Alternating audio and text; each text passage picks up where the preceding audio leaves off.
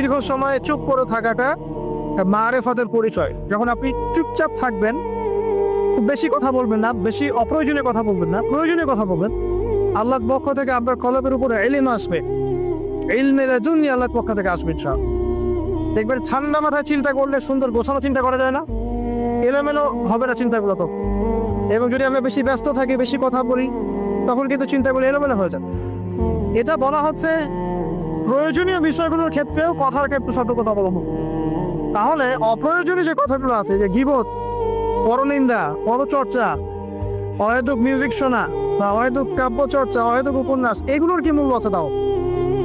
যখন প্রয়োজনীয় ক্ষেত্রে আল্লাহ পাক বলছেন আলাইকা বিতুল ইসলামতি, তোমার উপরে দীর্ঘ নিরবতাকে ওয়াজিব করে নাও, তাহলে অপ্রয়োজনীয় গান গল্প আড্ডাবাজি, যে আমরা চায়ের দোকানে করছি, ক্যারাম খেলতে খেলতে করছি, লুডো খেলতে খেলতে করছি, অহেতুক আড্ডাবাজি করছি, ফ্রেন্ড সার্কেল একত্রিত হলে অনেক অহেতুক গল্প হয়ে যায়।